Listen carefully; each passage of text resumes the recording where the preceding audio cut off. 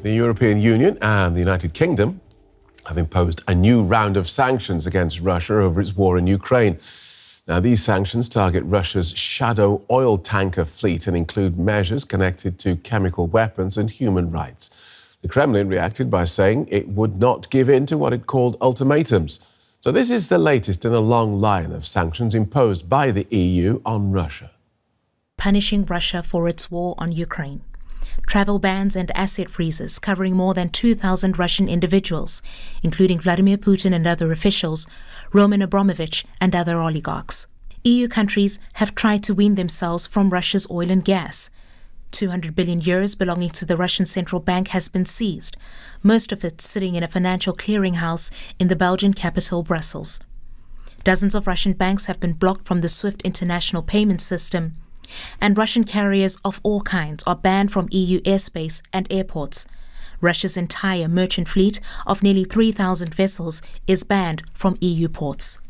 Russian media outlets can no longer broadcast in the EU, and European companies are not allowed to sell any of their technology, electronics, and even luxury goods in Russia. Of all these sanctions, the targeted measures on the energy sector seem to be hurting Russia most. Energy sales have made the most of Russia's war budget profit. And we started from assessing it at 60% of overall Russian budget coming from sales of oil and gas. The sanctions effect was huge in Russian economy. They almost exhausted their sovereignty fund where they funded all the war, and they now increased taxation for their oil and gas companies because they don't have money in the budget to pay for the war expense. It was hoped the West's unprecedented sanctions would result in Russia's economy eventually collapsing. But Russia's been able to withstand the pressure, even undermining some of the measures. Russia has been deploying various tactics to avoid the sanctions, using third countries to get around some of the measures, falsifying the true origin of goods it trades. Russia's even developed something of an alternative to the SWIFT payment system. So as the EU has piled on the restrictions, the focus has increasingly been on tightening the screws to address the circumvention. New sanctions are in the pipeline. This package will include, for example, sanctions on Nord Stream 1 and Nord Stream 2. It will include working on listing more vessels of the Russian shadow fleet and also lowering the oil price cap. And it will include more sanctions on the financial sector in Russia. It's not going far enough, and there are over 800 shadow fleet vessels for the oil only, and about 80 for LNG gas that have to be sanctioned. I highly doubt they all will be included. There must be gas ban in this sanction package, because banning or just freezing Nord Stream 1 and 2, they were not functioning overall, and they were not the main route for Russian gas going into Europe. But deflating Russia's war economy will require more than rhetoric. In 2024, the EU spent about 22 billion euros buying Russian gas. It's more than the 19 billion euros in financial support that the EU gave Ukraine. Financier and political activist Bill Browder joins us from Brussels. He has a history with Russian authorities, having lobbied the US Congress to pass the Magnitsky Act, a law to punish Russian human rights violators. Meanwhile, Russian authorities have found him guilty in absentia of tax fraud. Welcome back to DW, Bill Browder. What sort of effect do you anticipate these latest EU sanctions to have on the Russian economy? Well, so far the sanctions, both by the EU, US, UK, are all incremental. There's, every little bit hurts the Russians. The overall sanctions package definitely hurts the Russians. But there's one huge loophole, and that loophole is that Russia can continue to export oil. They can export oil, and they make hundreds of billions of dollars a year exporting oil.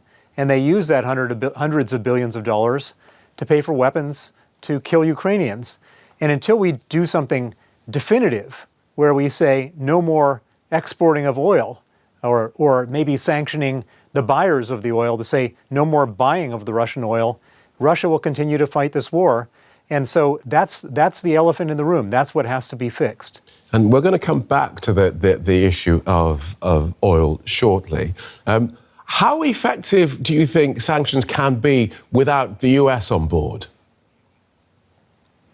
Well, not nearly as effective as the U.S. being on board. You've got this situation where the U.S. is the reserve currency of the world. If the U.S. Doesn't participate, it means that Russia can put all of its business through the U.S. and not through Europe. And so it would be devastating if the U.S. were to step away from sanctions. Having said that, it would still be punishing if the sanctions were in place in Europe and the U.K. because a lot of people still have to do business with those countries and don't want to get into trouble. But the U.S. is a crucial part of the world economy. The U.S. is a major reserve currency, and one would hope that the U.S. wouldn't step away. And on that point that you made about the incremental nature of this, I think this is the 17th set of sanctions. What is the thinking behind doing it this way rather than hitting Russia hard from the start when they first sent their tanks into Ukraine? Well, I think you make a mistake in the question, which is there is no thinking at the European Union. It's this weird, watered down, consensus decision-making process of a large group of people where they're sort of negotiating with themselves. And so there's not like one person at the top saying, here's the right strategy, here's what we're going to do it incrementally.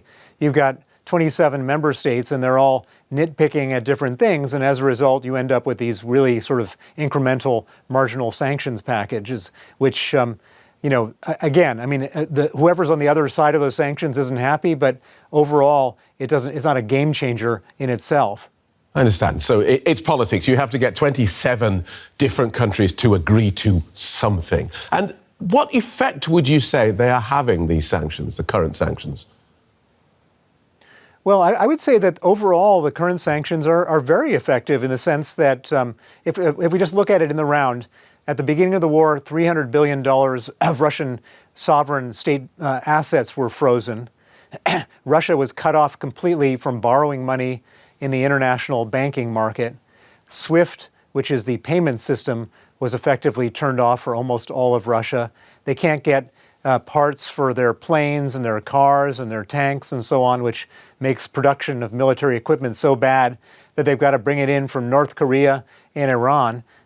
You've got all major airlines are not allowed to fly into Russia, so that anyone who wants to go anywhere has got to go in a very circuitous route to get anywhere.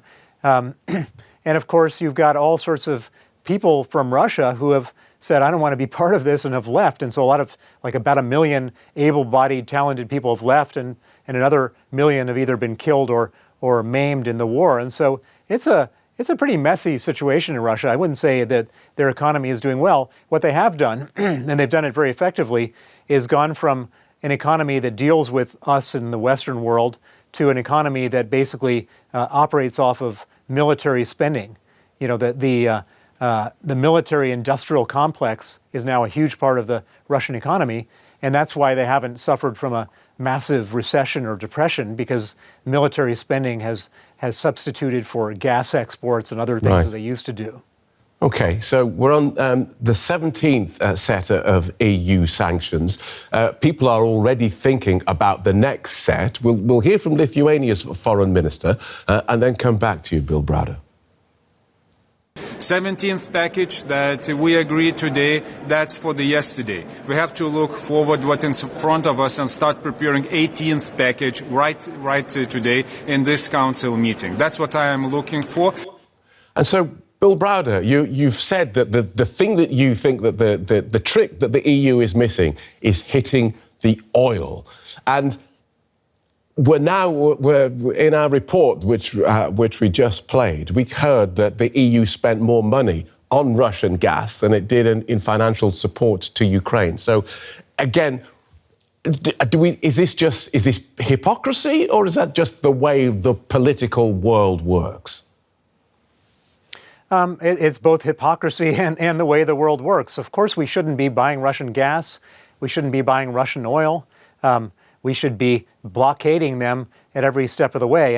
And before we start sanctioning Indian and Turkish and Chinese oil refineries, we should be looking at our own conduct. And so that is a huge problem. It doesn't make any sense. So, as you said, we're giving money to Russia to spend on weapons to fight Ukraine, and then we're giving money to Ukraine to fight back. That can't possibly make any sense. Just looking at the other end of this, of these sanctions, do you see anyone, any country actually benefiting from the sanctions against Russia? Well, absolutely. What you have is as a result of sanctions, on oil anyways, you end up with a situation where the oil price for Russian oil is lower than the oil price is for anyone else's oil. And so Russia goes out there and tries to sell their oil, and they show up in China, and the Chinese are licking their lips and saying, okay, we'll take some of your oil at a 20% discount. Thank you very much. Same thing with the Indians. Same thing with the Turks. And so there's a lot of people that are very happy to have this war go on and buy cheap Russian oil. And then you also have Chinese companies that it used to be that you'd buy your iPhone in Moscow. Now Apple doesn't supply iPhones, so guess who supplies telephones? The Chinese. Same thing with cars. Same thing with a lot of stuff. And so it's not as if Russia all of a sudden doesn't have products on the shelves. They just have products from different countries. And so the Chinese and the Indians and various other people are very happy to supply Russia when the West pulls out. Okay, so Russia gets more Chinese iPhones. Are there any ways in which Russian consumers are actually feeling the effects of international sanctions? Well, absolutely there is, and that comes in the form of inflation. If you look at consumer price inflation in Russia, it's running at more than 10%. Interest rates in Russia, in some cases, are higher than 20%. You know, the price of butter has gone up almost double.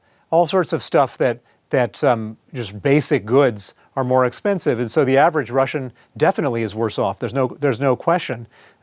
It's something that everybody feels. But the one thing you need to understand is that Putin is not like a normal leader. He doesn't have the problem of having to go to the voting booths and have people reconfirm him every few years. He's a dictator, and so he's there for life. And as a result of that, it doesn't really matter how much Russian people are suffering or not suffering. And in fact, the Russian people can suffer 100 times what we might be suffering in the West, because he doesn't have to worry about them. At the end of the day, they're worried about him. Fascinating analysis, and we thank you for it. Thanks for joining us, financier and political activist Bill Browder.